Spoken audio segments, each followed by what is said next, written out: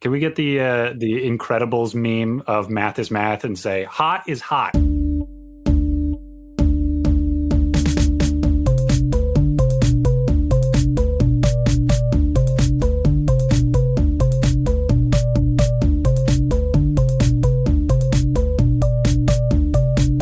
and welcome to the Answers of Lemon, the smartest icebreakers from the dumbest dudes. Are you at a barbecue right now in this literal second? Are you celebrating something with people that you don't know but want to make conversation with but don't want to have the awkward stumbling blocks? Ask them weird questions and have better conversations. Joined for this special Americana belated episode is your god of odd, Connor. Here to suffer. Today is about being way too hot. Who needs air conditioning? It's summertime. Get used to it. That's my feeling. That's where I'm at today. Dope. Wondering how the vibes are all the way on the other end of the country, we have, for once again, a holiday episode featuring one of our founding members, Erin. Thank you for always having me for the holiday episodes. Similar to Con, just kind of dying over here in 90-degree Massachusetts heat. Connor, I was telling Evan before this, Mar and I had to call the non-emergency police on someone who collapsed, well, we assume collapsed from the heat, just kind of down the street earlier today. So it's a toasty one out. She saved a man's life today. Congratulations. Thank you. It was really upsetting how many people drove by him. Just saying. Well, it could have been performance art, and you don't want to, that would be so embarrassing to interrupt an artist in the middle of their work. And what do you gain, really? A human life, if you're right? So, I don't know. I think I'd probably default to bystander in that situation myself. And following up that generosity is your humble host, Evan. So, for radio listeners out there, you can't see that we are dressed in specifically summer-themed clothing. I have decided to go with the most American apparel that I could think of, which is a cheap Chinese ripoff of a beloved children's anime character sold on a Hawaiian shirt that you can get for way too much money at the beach.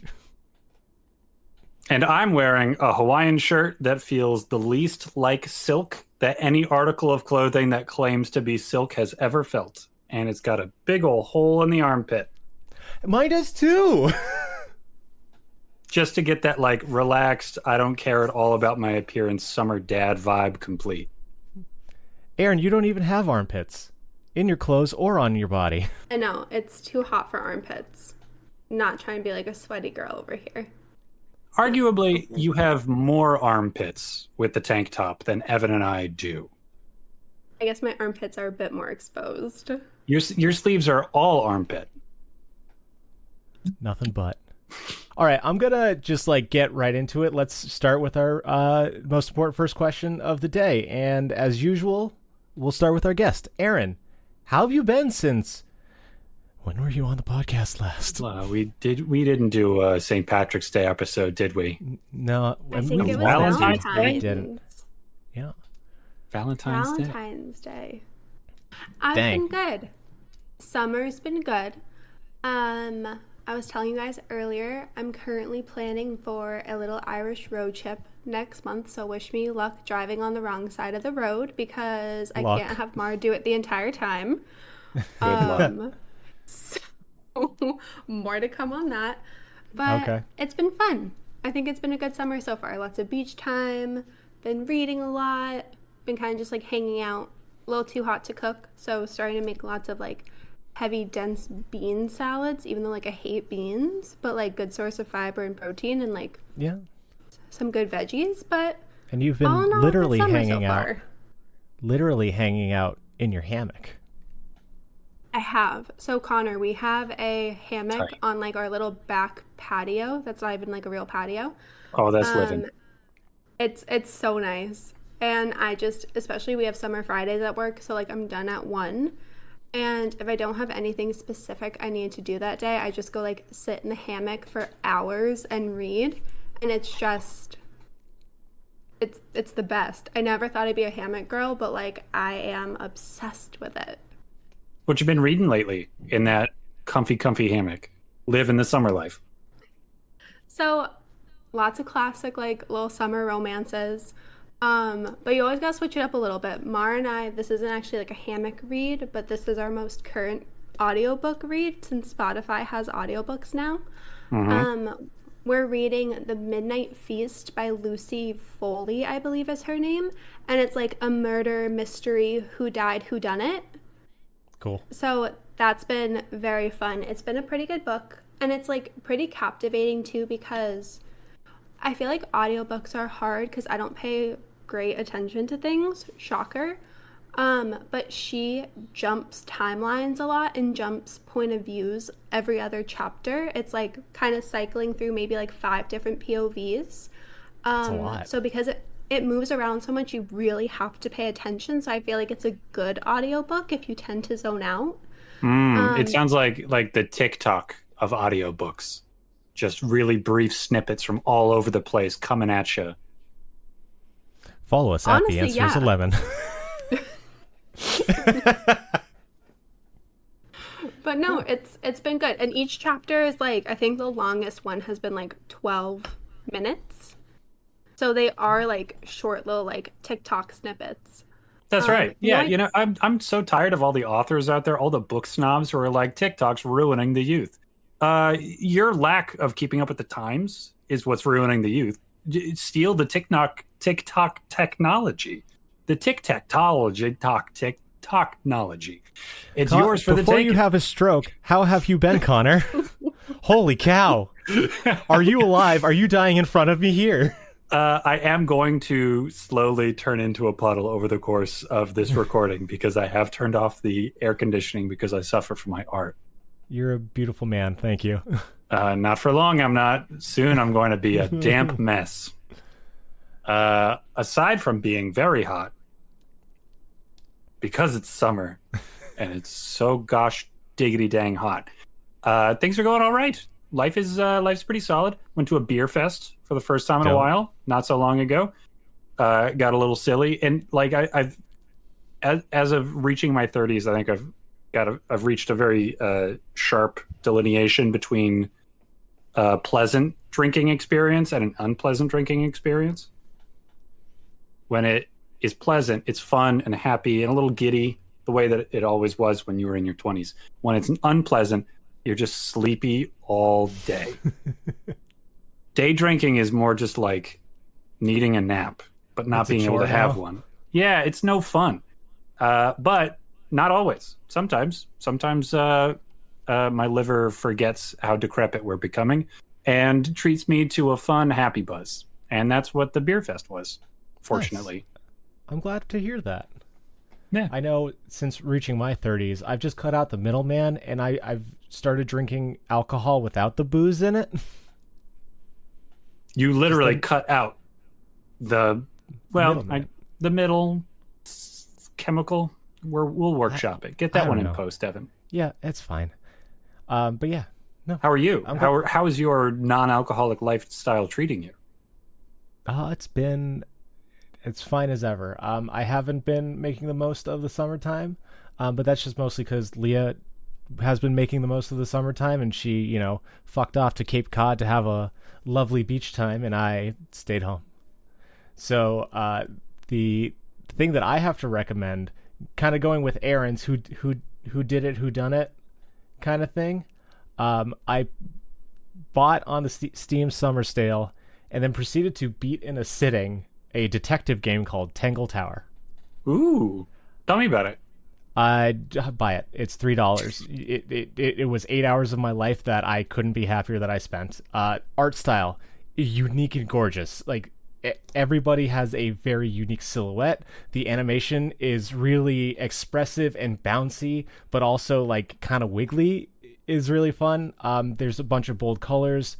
The highlights are all just like stark white, so everything really pops. The writing is fantastic, both in the murder mystery idea of it as well as the character writing. Everybody is super well fleshed out, speaks uniquely.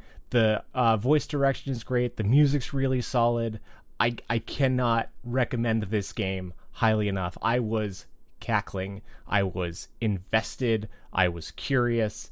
It was 8 hours of my life that I would do again. And when you beat it, you get all the concept art, and then the artists explain their thoughts behind the concepts, which is something that I get super jazzed about.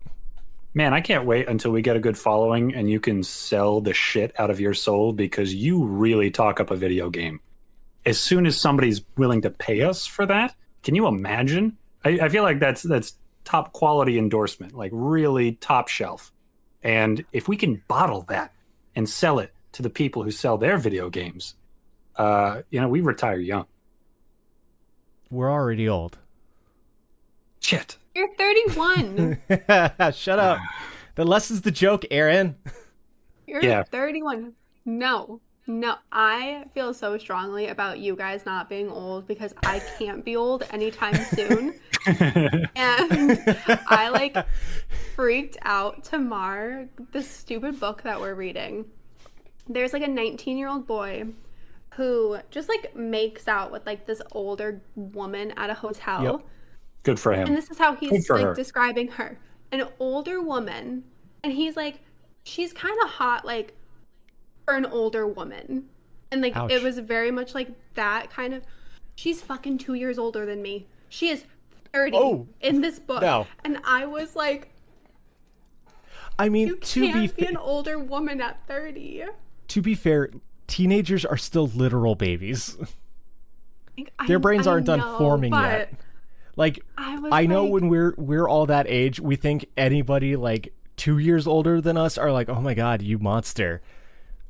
That's because we're so dumb. And then you look back and you're oh my god, I was a literal baby and I was just drinking and doing stupid bullshit. Why am I alive still? Because our bones were still made of rubber. I missed that part. Rubber bones. So Erin, no, you're not old, but I also really like your stay young fuckers because it affects you. That's really, really good. I think what I would recommend is stop paying so much attention. Just completely forget every time that Evan and I describe ourselves as old, and you just maintain that we are old and you are young. Once you get to Evan and my age, you become old. You're going to be young forever because you'll never get there. We'll always be a little bit older than you. That's true. Thank you for that. That's important to me. Also, not there. No, I disagree. Hot for an older woman? No, that woman's just hot. Hot as an older woman. Hot in the older woman way. Carries the particular beauty of an aged woman. It's this isn't delicious. This isn't delicious for an aged wine. No, it's just delicious. Yeah. You can enjoy anything at any ripeness. Can we get the Incredibles meme of math is math and say hot is hot? Yeah, right. If you're hot, I'm gonna let you know consensually if you're okay with it, because I don't want to make you uncomfortable. I scared a lady at the store today. Apparently, I walk really quietly, and I was just "Excuse me, where's the clearance section?" And I was responded with "Ah." I think I was probably 27 or 28 years old when I realized that you're supposed to notice when you're sneaking up on somebody and make small noises so that they know that you're coming. I was that old when I realized this, and I'd always just been guess I walk kind of quiet. But really, I think everybody just figured that out way before I did. Hey, bud. I'm 31 and I just learned that. Hey, congratulations. Now you know one more social skill. Hey, everybody. This is from my two listeners. Pay close attention. If you scare people on a regular basis, make small noises when you're entering their personal space. Don't wait until you're really close to them to say hi. Announce yourself. Make a lot of really wet mouth sounds. Maybe kind of mutter to yourself. Yeah. And if it has anything to do with God, that will relax them. And in particular, if they hear you muttering from a distance about God as you approach them, they'll be so much more comfortable because they'll know, that's a God-fearing person coming my way. I've got nothing to fear. From that God-fearing person. Yeah, from that guy. All right. You know what keeps me young, Erin? Weird questions. I'd like to ask you guys some. Is that okay? Are we consensual? Yeah, man. Consent. Hell yeah. Achieved. All right. I want to start with the most patriotic question that I could come up with for this podcast. America. I answered it. Best country in the world. Which past president would you punch in the face and why? Oh, that is a far more American question. Oh, gosh. You got 46 ripe for the picking. Which one's getting a bop in the schnoz? Okay. Well, I know right away. I'm going. You answered this question the way that you want to. I'm going to punch this president assassination style, like at the peak of their popularity, at the peak of their power in their presidency. That's the point in time when they need to get punched. Are you going for Kennedy and you're just going to have a magic fist? I somehow punched 8 people in a row with one great swing. No, I like it should be a historical moment, captured in the great schnoz punching of 1885 or what have you. Because I don't want to be like knocking Jimmy Carter down right now. Oh yeah. Yep. I might I don't have anything against Jimmy Carter, but maybe I would have punched him when he was just after he sold off his peanut farm. Maybe but not now, as he's what's he doing now? He's like helping build habitats for humanity, right? Oh, I'm pretty sure Jimmy Carter's doing nothing but dying right now. Like that man is old dead? As dust. He's that close. All of his energy is going to staying alive. But he's in like his late 90s or something. He's like in Betty White territory. Dang. All right, so you're not punching. You're not punching Jimmy. Who are you? Who are you hitting at the ripe height of their career? Well, there's a part of me that wants to punch George Washington just to be like, to set a trend, that every president needs one good punch to the face over the course of their presidency, because everything that guy did became precedent, Okay. Yeah. So I think there are a lot of presidents who deserve it a lot more than George Washington, but I think it would be good for American politics for every president to get punched one time. Just keep everyone humble. Yeah, especially, and you know what? George Washington was a cool enough dude. He might pardon me too if I don't know if I explain myself. I'm sorry, George. I'm a time traveling podcast host. Oh, and so a podcast is like, all right, well, it's kind of like a radio show. Well, the radio is kind of like, a spoken letter. Yes, my accent is quite strange. Never mind. He probably wouldn't pardon me, but he might also not be a total dick about it. I feel like George Washington would have a sense of humor about getting punched in the face one time. Just because I've got an overall positive. And you know what? George Washington was a slave owner, wasn't he? Though he could probably stand a good punch in the face. I'm just thinking of like him going home. Martha, the queerest thing happened to me today. I met a man who's taller than me, and that wasn't even the strangest part. Yeah, George Washington. All right, go to hell, George. Thanks. You're already there, bud. We could have had a monarchy. We could have, if he had been a little bit more cool about it. I don't know if that's a good thing, but it would have been interesting. It would have been different. I'll give you that much. But no, I like the idea of your punch being the kinetic blast that set off the domino effect. Yeah, it's like when the bishop slaps you on the face for confirmation. Just like every time someone's sworn into the Oval Office, there's the guy holding the Bible, and then there's the guy with the brass knuckles. I'm going to open up the path for you two to punch your respective presidents and get away with it. I like that. Thank you. I appreciate your magnanimity. Keep trying to say that word. I can't say it well fast. I stumble over my own tongue. I got one, Erin. Unless you want to go. I have an answer, but you go. Okay.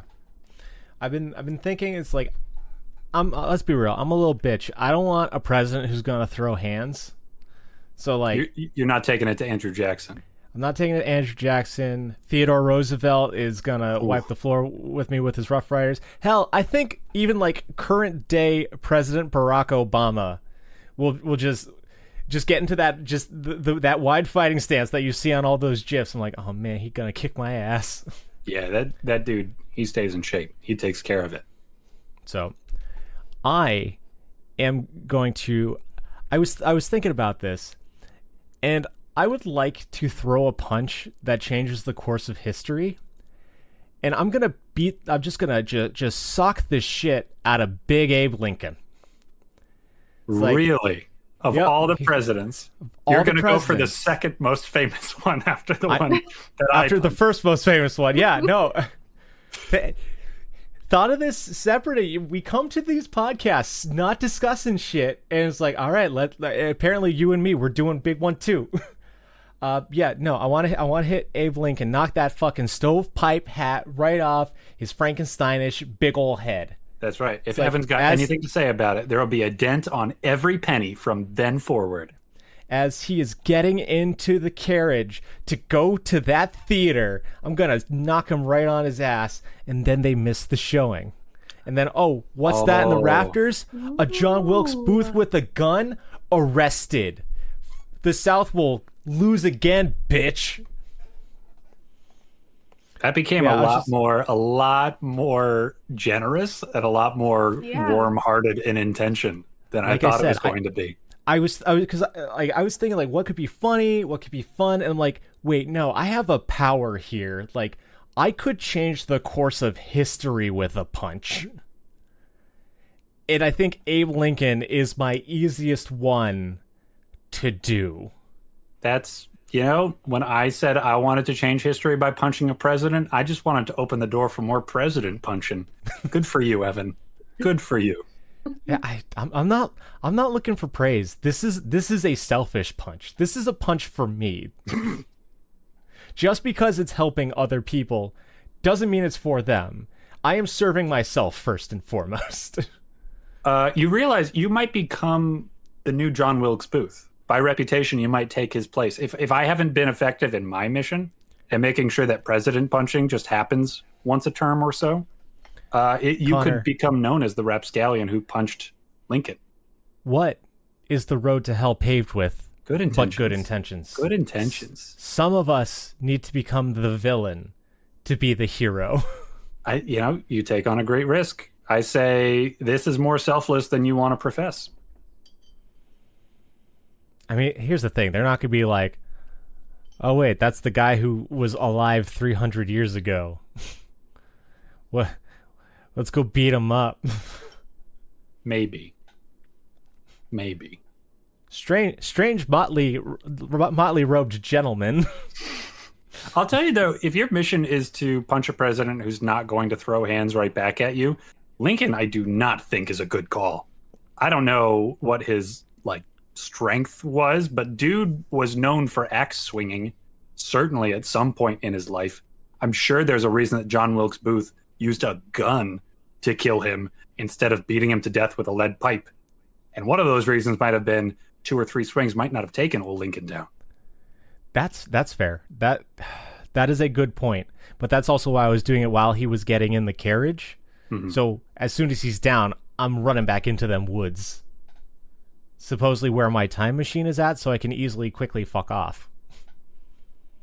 Unless it's like one of those time machines that's on the wrist, and I just go beep, boop, boop, boop, and then I phase blue with pixels and numbers like in the movies. How about you, Erin? How will you wield your punch? For good or for chaos?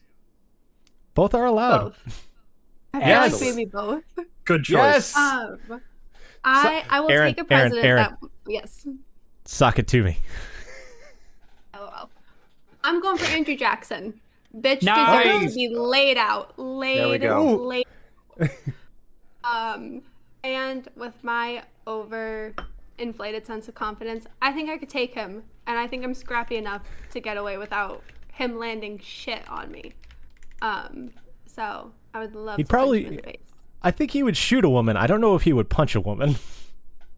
I mean, he's done worse. Hope he's rotting in hell. But no. What, he was president. He was like the third. So we're talking like late 1712? LOL. I don't know. Like early 1800s. And I feel like, too, I could probably, like, if we're time traveling, I could bring something from the future, distract his ass. Like, there are things to my advantage here. I really think I could get away from him. I think I could pull a fast one over on him. Just show him the demon box of TikToks. It's like, why are there small men trapped in there?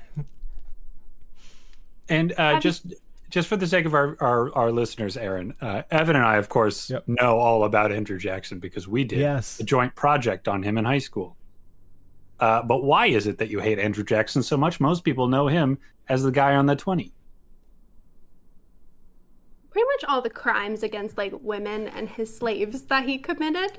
And you can't trust an old white man ever, especially from like the 1800s. And also, like, Louisiana Purchase didn't need it. We didn't have to displace anyone. I feel like he set a lot of, like, bad precedents, too, with some of his, like, policies and some of his decisions, like, in addition to being a shit in his personal life. I also think he, not expedited, but I don't know. I feel like he didn't need to do what he did. Louisiana Purchase is coming to mind. I feel like he like really helped us have that like, it's our country, we have to take it over and displace whoever's in the way. Erin, just let you know. Cut the audio. Cut the audio. Jefferson was the Louisiana Purchase. Andrew Jackson was the Trail of Tears. Damn. Okay. You were right in that he did wreak unimaginable travesties. Yeah. All over the Louisiana Purchase. Yes. Okay. The word genocide comes to mind. Yeah.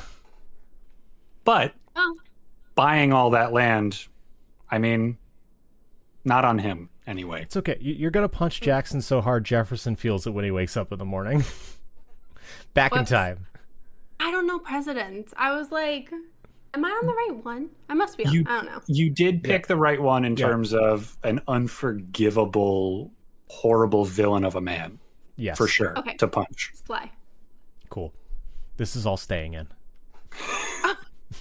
Good. No. Good. Hey. That's what makes our podcast so authentic. It's all the things that we get wrong. It's the fact that I need to record, publish, and send out the same day. And it's 7:10. All right, cool. We are moving on to our next question of the night. All right, we're all exhausted from throwing hands. It's time to relax by the pool at our summer bash. In your hand is your go-to mixed drink. What you got there, Connor and Erin? It's a classic Mai Tai. Okay, I'm gonna be just straight up here. My bocce drinks nothing but Mai Tais, and I have no idea what's in it. She drinks fake Mai Tais. She drinks tiki bar Mai Tais. She had a real Mai Tai in Hawaii, couldn't swallow it, had to get a Blue Hawaiian, couldn't even take that. I think ended up with like the fruitiest drink on the menu. So she drinks like American Chinese restaurant Mai Tais. I love all of the shade you're throwing our bocce's way. I still don't know what's in a goddamn Mai Tai. I think it's a dark rum, maybe like an orange. I think there's, I might say this wrong, orgeat, like either almond or one of the... Orgeat, yeah, you've got it. That's right. I was like, I'm like, what else? That's all I got. Dark rum or orgeat? Yep, 2 ounces of dark rum. I think there's a very specific blend of rums you're supposed to use, but who's got exactly the kind of rum that whoever invented the Mai Tai had at the time. Lime. Apparently not American Chinese tiki bars. Nope. Three-quarter of an ounce of lime juice. That's a lime and a half in my book. Orange curacao, dry, if you got it. Not blue curacao? No. Evan. Evan, they didn't have the color blue back then. Is orange curacao triple sec? Is slightly different. It's not quite as sweet as triple sec, but it's you can definitely sub triple sec in if that's all you got. And blue curacao just has blue dye in it. I shit you not. How disappointing is that? It's like the cheddar deal that you taught me. Yep, the difference between white cheddar and orange cheddar. Erin, did you know this? No. Do you know what the difference is between white cheddar and orange cheddar? Now I'm assuming it's just like food coloring. It's just food coloring, yeah. Isn't that sad? What's the need? What's the point? To make it cheese-like. I mean, we're not going to have an albino cheetah as our mascot. That's right. Yep. We want big Chester cheetah. My new conspiracy. They needed him orange. What anyway, cheetahs. Quarter ounce orgeat, quarter ounce of demerara syrup, if you've got it. It's just simple syrup, I think, with brown sugar instead of white sugar. Okay. And I think that's it. Yeah. Why the Mai Tai? It's just always right. There's just never a bad time for it, and it's got a nice balance of things, but it's still boozy enough that you're really sipping at it. Yep. Although I will say I don't hate the pineapple juice sweet and sour mix Kraken rum monstrosities that you can find in a lot of shitty bars. Those are also fun, but I like the classic more so. Both of them are cars. Both of them will get you there. One's just a smoother ride than the other. Yep.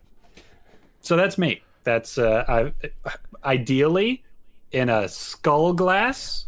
Okay, that was my question. I wasn't gonna let this go off. He was like, "Are you gonna have the little Easter Island head?" Cup, I've got. I hate to be a bummer about tiki cocktails. I've got some reservations about the use of the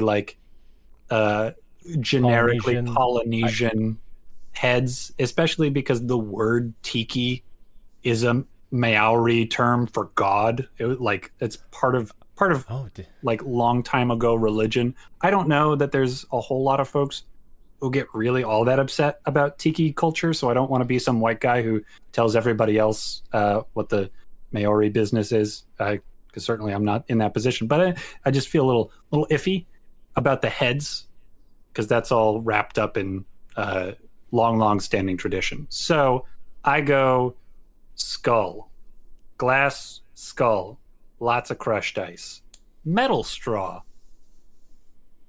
Okay. How are you crushing the ice? Are you like Joey's dad, where he just takes the fucking spoon and just goes on the cubes? If it comes right down to it, fucking ball peen hammer.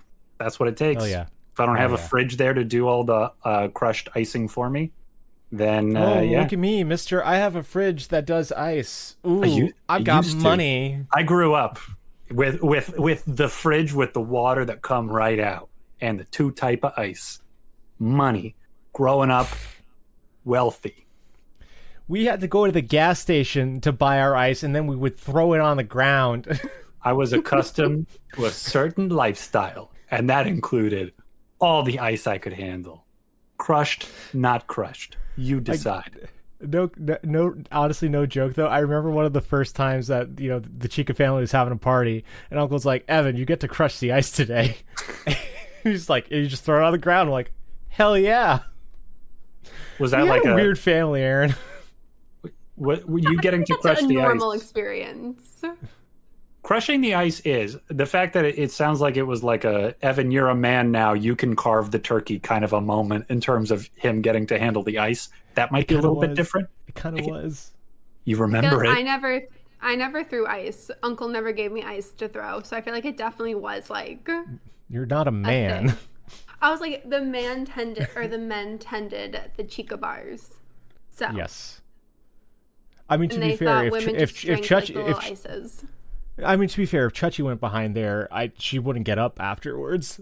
Oh my god! She has a martini and a half. She got to take a nap. Out. Oh my god! It's great. If you ever wanna play cards with my aunt, make sure she's sober, because if she's lit, she will scream out what she's doing and still somehow fucking win. I don't understand it. Like I'm sober as a church mouse playing cards, and I'm like, I'm sitting there. I'm like, I know what's in everybody's fucking hands, and she's still winning. The good Lord favors drunks and fools. I mean, she does sit in the front of church, so I guess there's something to it. Anyway, that's enough about Chutch. Let's hear about Erin. What are you having at the pool? Coconut mojitos. Oh, yes! I love a mojito, but coconut, give it that little creamy. Yes. Honestly, I think a mojito is probably one of my like top 5 cocktails of all time. And between coconut, lime, mint, like enough alcohol, but you still have like some soda water, so you're not completely getting blasted. I feel like it is an aesthetically pleasing, thirst quenching, poolside, beachside drink. I don't think just like pound. I've never run into one of those before, but that sounds really nice. I'm not usually thrilled by the idea of a mojito either, but the coconut lime mint combo does sound like a really nice way to bring it together. Yeah, they are absolutely delicious. They are so good. Did we have them when we were on the trip with Dad? The one where I got my under boob tan line? Yes, if he wasn't making us get like mudslides. Yeah. We tried to get some mojitos. Dad loves a frou-frou like island drink. It's like the sillier the better for that man. I love it. And he's this big old imposing dude. It's like I want the cinnamon swirl cocktail, please. It's like, hell yeah, Greg, you do you, bud. And so the coconut mojito, is that we're talking like a tall, slim Collins glass kind of a setup? Yes, and of course you have to have the fresh mint sprig in it. It has to be all garnished up. Muddle. And naturally. I would say, I also think like for a Collins glass, I like a straw, like a nice little glass straw that has like a palm tree on it. Like a little palm tree charm. Oh, that's cute. I like that. That's really fun. Yeah. And I also feel like you could easily make like big batch cocktails of a mojito too if you're hosting. Yeah, that's true. So I feel I feel like they're good. If you want to have a little fun, you can garnish it with like a pineapple or something to give it that extra, like maybe like a little pina colada mojito vibe. Mm-hmm. It sounds customizable. It sounds like you could add a little something to that big batch. Yeah. Also, Connor, you're gonna have to have like all of the different. I feel like I've had like cucumber mojitos, watermelon mojitos. Like the possibilities are endless with like in the mojito realm. So my favorite mojito story is one that Leah told me that I think she probably found it on Tumblr or something. But the person would get mint from their neighbor, and they loved it. It's like this was always so good. They made mojitos all the time. Then they went somewhere else and they got a mojito, and it's like, hey, this tastes weird. This tastes different. Like, what's going on? So they do a little sleuth, and it's like, oh, we got to get my neighbor's mint. So they go get the neighbor's mint, and they look, and it's like, hey, dude, that's catnip. Oops. So they've been making catnip mojitos for the entire time, and it makes sense because like cats go crazy for mint because like catnip and mint are in the same family. Fascinating. So I'm really curious about the flavor of catnip now. Dude, I would try it in a heartbeat. Right? Like it's not poison; it's just kitty drugs. No, I ate a some kind of petal. I can't magnolia. We got had magnolias blue in here, and Leah's like, oh, those are edible, you know? I'm like, okay, cool, pluck, and then I chomped it.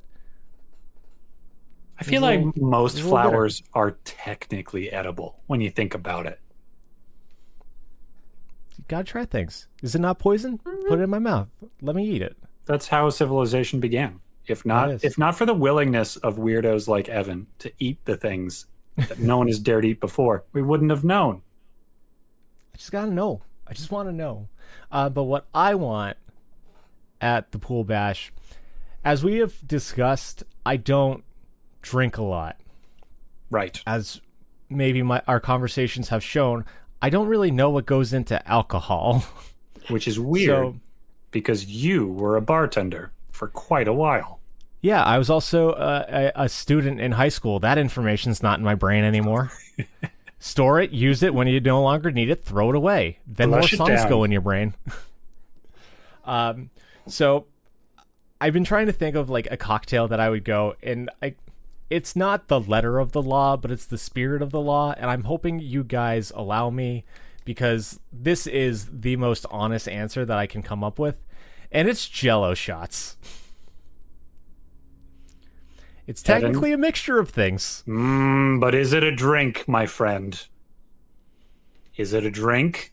The way I suck them down, yeah. I'm going to give it to you. I think it counts. It's just a set cocktail. Yeah, on further... it's just a drink that you eat. Of course. And like, I don't... In my experience, I haven't really had... Jell-O shots unless I was at a pool. Yeah. Except for that one night at the bar that Joey was just buying them for everybody we met. Yeah, I think if somebody promised me they wouldn't have any drinks tonight and they wound up totally sloshed at my doorstep, and I said, "You said that you weren't going to drink tonight." And they said, "I didn't drink. I just had 300 Jell-O shots." I'd be like, well, that's really not what we were thinking, were we? That's incredible that you're alive right now. I think Jell-O shots, well, I mean, they probably only had 25. They just lost count. That's fair. Yeah, I would say, yeah, I'll give you that. Jell-O shot counts as drink. And it was at one point liquid, which could have been drunk. It just got old. It went through an evolutionary phase. So let me ask, what kind of Jell-O shots? What are we talking about? Blue. It's got, I don't know. I feel like it's got to be like the blue raspberry Jell-O packet ones. Like I don't think I'm doing any of the fun flavors that Jell-O does. I'm not doing like banana or pina colada or I don't know, like watermelon strawberry twist. Like no. I need like basic ass Jell-O with my way too much booze in it. I think the secret to a good Jell-O shot is that you should be able to tell what flavor it is by looking at it. Yeah. If somebody gave me a purple Jell-O shot and it turned out to be black currant, I'd punch them right in the face like they were George fucking Washington. Also, great fucking pull with black currant. I never would have come up with that words. I was desperate. No. I was desperate. I started that sentence, didn't know what fruit was purple, but I found it. It didn't even look it on your face. You were like calm, collected, as if you were about to punch a president. But yeah, no, like, yeah, Jell-O shots, it's like, this one tastes blue, this one tastes red, this one tastes purple. I don't know. Evan, I imagine that you might have been around for this, having red, white, and blue Jell-O shots. I don't know if that was a plan that we had back in our younger days. We did that once, and it was an event. Yeah. Erin, have you ever had a red, white, and blue Jell-O shot? I have, yes. Okay, now let me ask. Cool. This is very important. Did you have a red, white, and blue Jell-O shot, or did you have a red, clear, and blue Jell-O shot? Clear. It's a distinct difference. Yeah, that's a very distinct difference. Because a red, clear, and blue Jell-O shot, probably pretty good. I bet. It's probably just I would argue it's very good. But a red, white, and blue Jell-O shot is opaque on the white layer. You can't see through it, and you get it that way. It was what? It was evaporated milk, right? Yeah. That's what we used? I think so. And so you think and it's all water, it's all liquid when it's still getting ready to set. Yep. And then it really sets. Yep. The milk proteins do what proteins do, and they make a muscle. Oh my god. And you gotta chew that Jell-O shot. Erin, it was so chewy that Tommy and Joey, they cut out. They were like, No, we're just gonna skim off the top, and then Connor and I are just like shoveling the chompers. Oh my God. Because Connor's Ew. Connor, and I'm like, well, I made this monstrosity. That means I need to suffer. Yeah, you can't suck that shit between your teeth and turn it into a liquid. No, you can't. Oh, That shit be solid. It's like almost a nougat. Did you guys come up with that, or did you see like a recipe, or were you just like, oh, evaporated milk is white, or like did someone steer you wrong? Internet. White women on Pinterest. Well, they're in it for the aesthetics. Yeah, they're not in to it be for fair, the taste. I'm not blaming them. It is my fault. I had the information before me. I could have extrapolated and thought. I did not, because I was too busy going, yeah, white. They look great. They did look great. They were beautiful. They definitely hit the Pinterest mark. Yeah, but that's where it should stay. Pinned on your board, not in your belly. So much work too. You had to layer just like a thin amount of blue Jello shot first, and then you went in with the dairy Jello shot, and then you had to follow up after everything sets with the red Jello shot. I do think we were smart enough that the white was the base. I think we did do that. Did we? I don't remember it being the middle, because I remember Tom and Joe scooping the parts off. I don't remember them scooping, flipping, and scooping like a hibachi chef. Maybe. Ugh. Bad time. Yeah, Bad time, good story. They don't always tell you when you're a kid that the stupid decisions that you make won't hurt you, but they will emotionally. It's like, yeah, you're not going to die from this, but you're going to remember this one when you're 31 and having a podcast with your sister and friend going, yeah, I fucking did that, didn't I? I can still feel them between my teeth. We thought we were so fucking smart and hip and cool. And then we had some, and to be fair, like, it was bad, but we were lit. So we're like, this wasn't that bad of an idea. It was like the second time I'd ever had Jello shots in my life, so I didn't know any better. I just kind of figured they'd turn out like that sometimes. Oh, man. All right. So I guess our bash isn't just at a poolside. It's at the Jimmy Buffett Memorial Concert, which is currently opening its curtains, guys. Rest in peace. What song are you hoping to kick off the perfect island concert? Gosh, man, that's hard. That's really hard. Is there a lot of the Margaritaville, Cheeseburger in Paradise, those are gonna come on, but is that what you want to open with? I think I have a feeling that Erin has the right answer, because I feel like it's my answer. You gotta open with fins. It just fins to the left, fins to the right. They're everywhere, Connor. It is dancey. It is exciting. The intro has the right beat, gonna get everyone on their feet. They're feeling good. They're ready to go, and it's not too as great as the Margaritavilles and the Cheeseburger in Paradises are. Jimmy's talent gets lost, and people just think he's Cheeseburger in Paradise. So, my personal favorite Jimmy Buffett song, honestly, probably going to be like my top song of 2024, Come Monday. I also love Bubbles God. Up. It's so good. Or Bubbles Up. If you're having a bad day, just listen to Bubbles Up. Or, oh my God, Son of a Sailor. Changes in attitude, it goes on, and so many of his songs are really uplifting and transport you to a different state of mind. And again, as great as Cheeseburger in Paradise is, he's so much deeper than people give him credit for, but you can't start with the deep cuts. You gotta intros to the upbeat Jimmy Buffett vibe while also showing he has more substance to him, and I think Fins does that a little bit. Connor, I didn't know that Griffin McElroy's experience of "you are my brother, I trusted you" was a fucking universal experience. But yeah, never knew my sister would fall down the Jimmy Buffett rabbit hole. Mr. James Buffett. What do you want from me? He was so quintessential. The pool at Bobchi's house.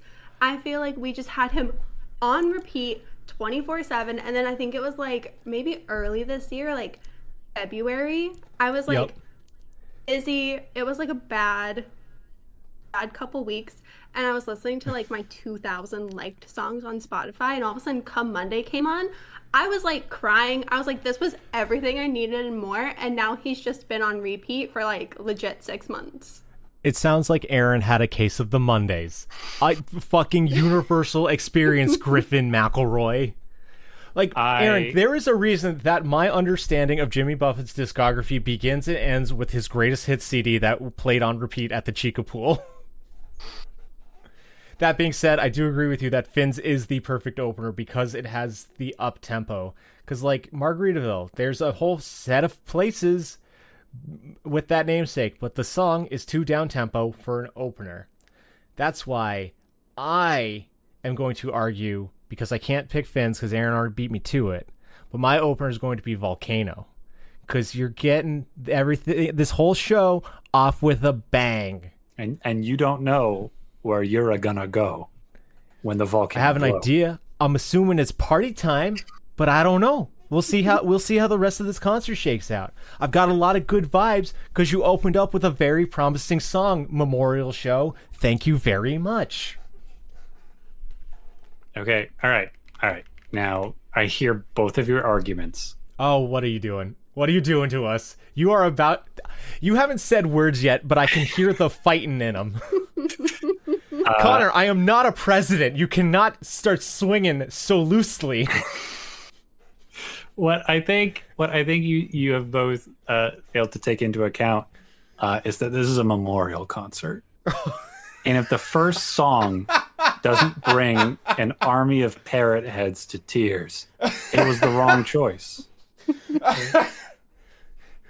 And so I don't know anything about the lineup for the memorial concert, but I hope that Jimmy Buffett had one child who really followed in his footsteps.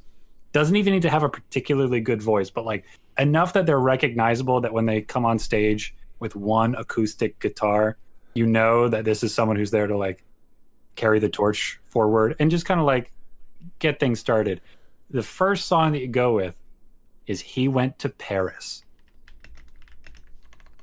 A long, slow, quiet, somber song about death, asking the big questions in life, with such a line as no matter what happens in life, like the whole crux of it is that some of life is magic, some of it's tragic, but I had a good life all the way.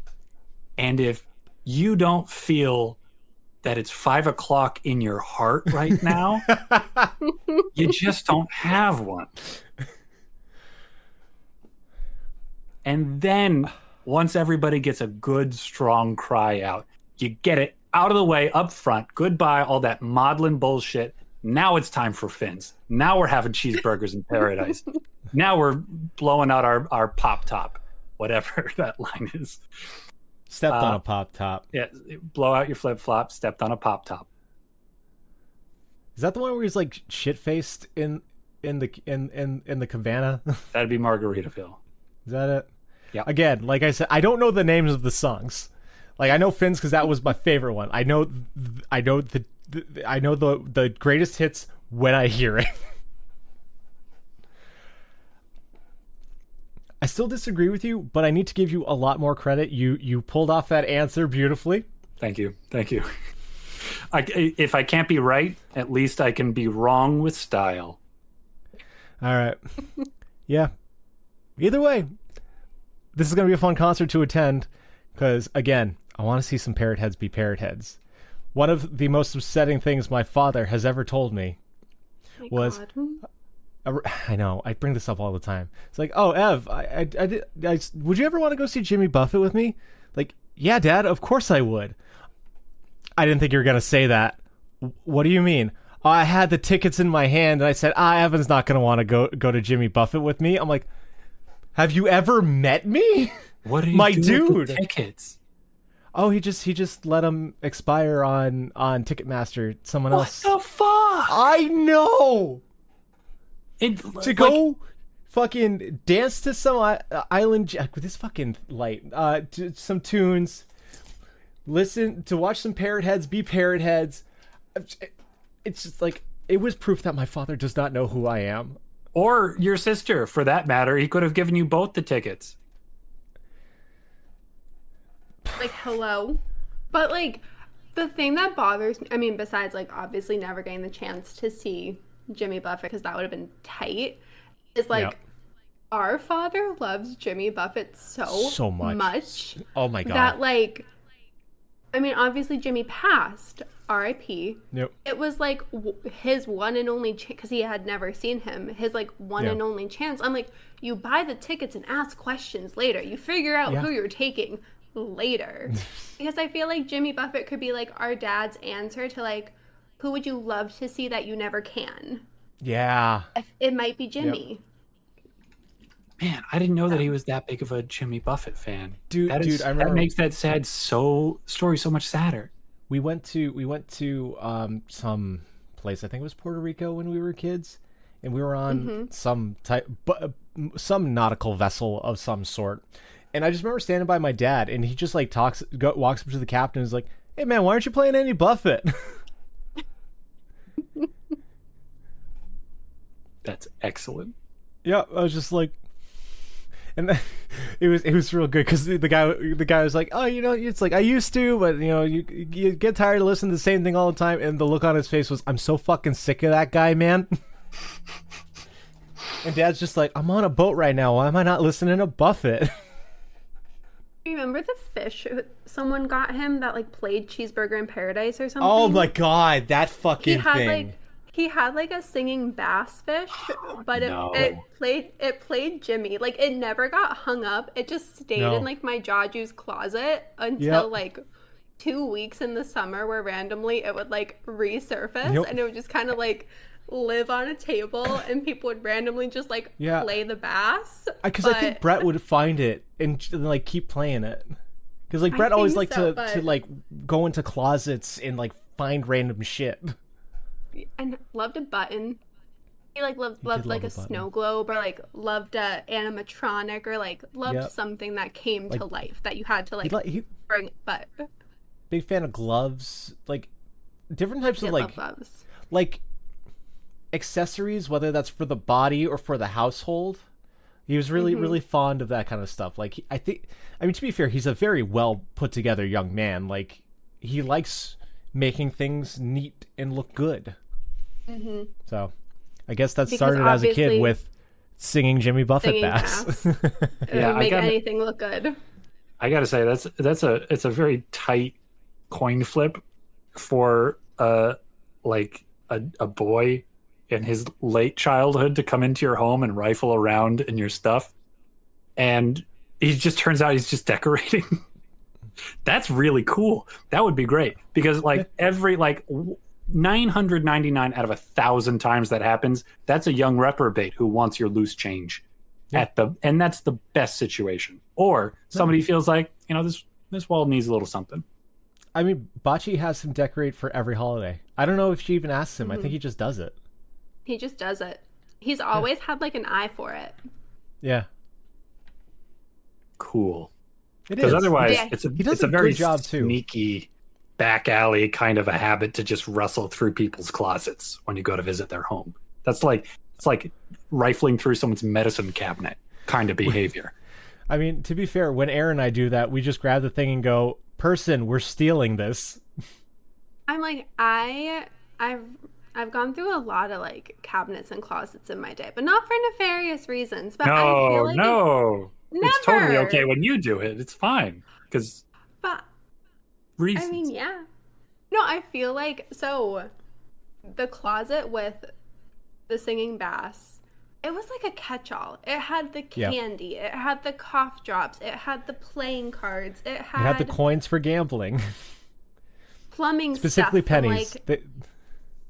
Yep. It was like Mary Poppins bag and like an old plumber's house. Pens, stationery, extra light bulbs, all of the baseball gloves with the balls tied around them with the rubber bands so it would mold, so it'd be easier to catch. It had everything, so I feel like if you were ever looking for something at my Bobchi and Jaju's house and like you kind of didn't know where it was, the candy closet was like a really good guess. Straight up, I still go in there every time I visit. You're like, what's new? Literally nothing. It's the same stuff from when we were 6. But Arl's eating her Take 5s again. I'm gonna have one of those for me. But no, we were bred to rifle through closets and just see what's going on. When Jaju was live, always the halls. You had to get his halls from there. Mm-hmm.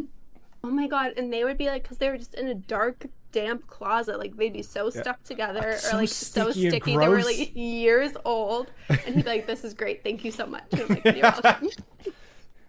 Anything for you, Judge. All right.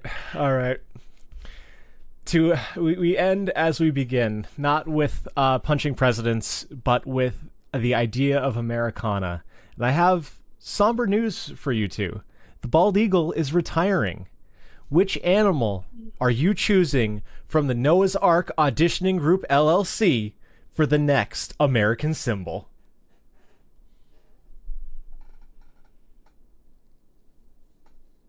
Why did we pick a bald eagle in the first place? I don't fucking care. They're big. I kind of do. Easy to spot. Okay. And nobody liked Ben Franklin's idea to use a turkey. I don't know. They're kind of like gnarly looking birds. I feel like, it's like you don't want to play for, like, I don't know, what's it, the Houston Magic? You want to play for fucking the Boston High Cougars. Like you want a gnarly thing, not a less intimidating thing. And like I'm more intimidated by a bald eagle than a turkey.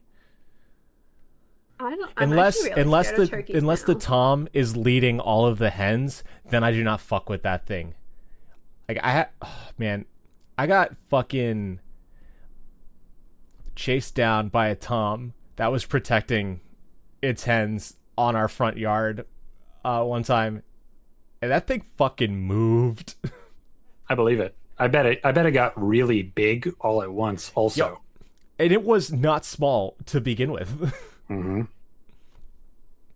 Yeah, maybe America should have been a tom protecting its horde of hens. Instead of stars, it's just little turkey eggs. I do like a big bird as American symbol. Yep. And I'm probably going to conflate about 8 or 10 different species of bird to make this point that I'm about to make. It's okay. Leah will correct you in 4 months when she listens to this. Excellent. We're going with the California condor. What is the California condor? Is that a Looney Tunes character? Is that the one that walks going do do do do do do do do do do? No. No, that's the vulture. Yes. It was a vulture. I bet. And yeah, condors are essentially vultures. I think they might just be bigger, but I think they're special to California. You got to love that in a national symbol, right? Nobody else. Like, there's eagles all over the place. Yep. Germany has an eagle for theirs, so it's, we gotta diversify a touch. I don't think anybody's picked a condor yet. It's got like big old wingspan, like real big birds, and they're endangered now. So that'll give them a much needed boost. I think their eggs are getting thin because of lead. I could be wrong. Like thickness. Thin. Yeah. Not thin. There's fewer. Like thinning the herd. Literally thinning. Not strong enough to survive being an egg. Level of thinness on the shell. Like cracks when the mother goes to keep it warm. Yeah. That sucks. Yeah. Isn't that sad? That would be a bad day for a condor. So birds should stop eating lead paint. They really should. They really should. And we should stop trying to feed them lead paint. That is also true. No matter how satisfying it looks and how crunchy it sounds when they get it. Just because they ask doesn't mean you need to say yes. You got to be the adult in some situations. That's right. America. And I like a vulture, a big fuck off vulture being the American symbol, because I think nowadays, I don't know that we deserve an eagle, frankly. I think maybe we need to reevaluate ourselves and take a couple of decades, maybe a century or two, admitting to the world that we are preying on the dead and just sort of like creating our society by taking advantage of people that are being crushed underfoot, upon which we feast. Yeah. All right. I think that is really well thought out. I like that. Plus, they got stomach acid so strong it can dissolve bones. Oh, I was wondering. I thought it was gonna be like, it spits stomach acid out of its mouth when it's enraged. Like, holy shit! What a fucking nightmare. That would be rough. The fucking Oval Office seal is just a bird puking. Yep. That becomes the new official form of federal execution: death by acid bath. I think I'm gonna go. I don't want to stick with bird. I want to start branching out, but nice. I want it to be scrappy, so I'm gonna go with possum because that's aspirational. We're kind of deranged. We're kind of weird looking and manic, but also we need to get rid of some pests in this here country, if I do say so myself. And by pests, I mean fucking assholes. Don't be a dick. Jesus Christ. So, and possums, they can eat ticks and shit. Yeah, I want my little gnarly fucking bastard helping make things better. Be better, America. Be a fucking possum. Yeah, and stop passing out as soon as you get frightened. Because that's metaphorically interpretable somehow as a very savvy political critique of our current landscape. And also on the seal, it's going to have a bandana around its neck because I think it'll be cute. Nice. I dig it. Yeah. Nothing more. Just, I know possums are like, we have possums specific to here, right? Yeah. Kind of they're same the only thing. North American marsupial.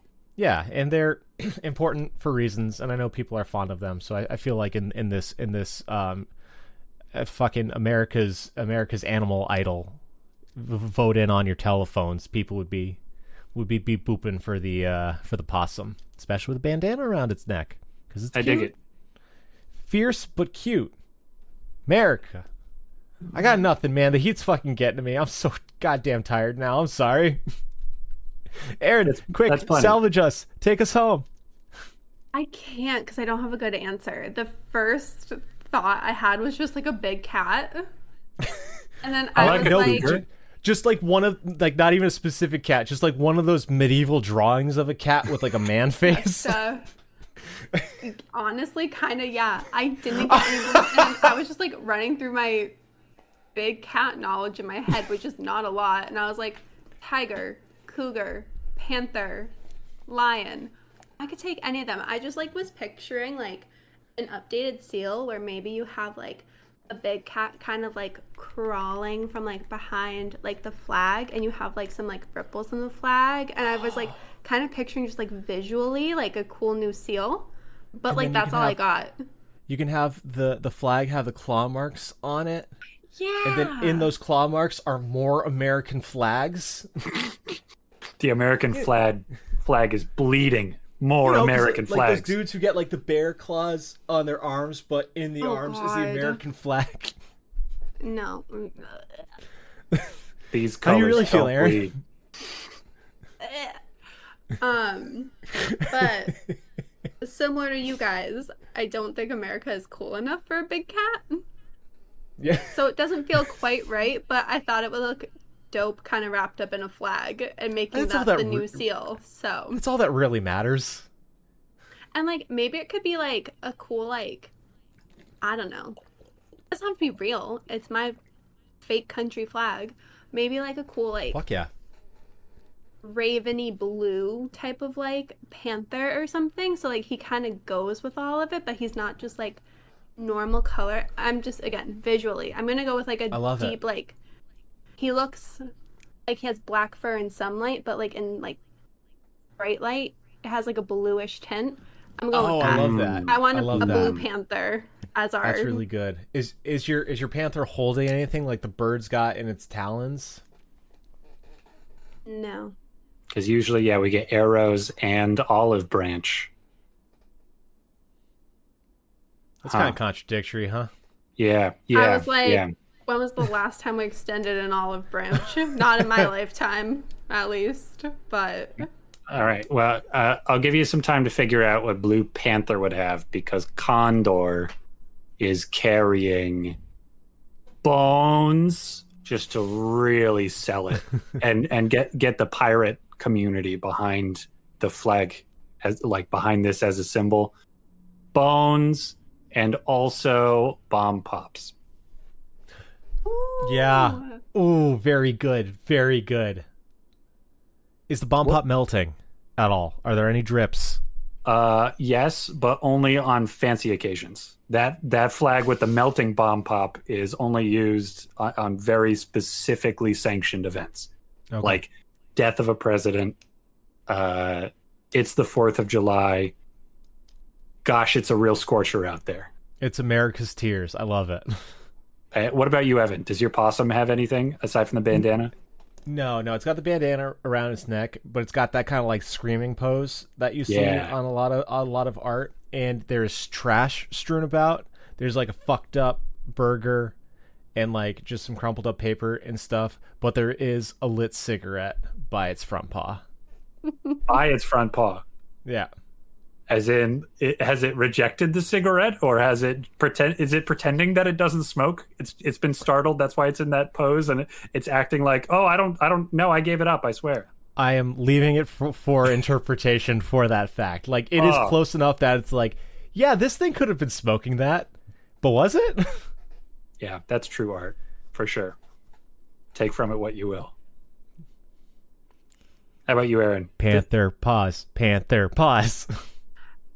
I'm picturing like an old school like firework in its mouth, like a Roman candle.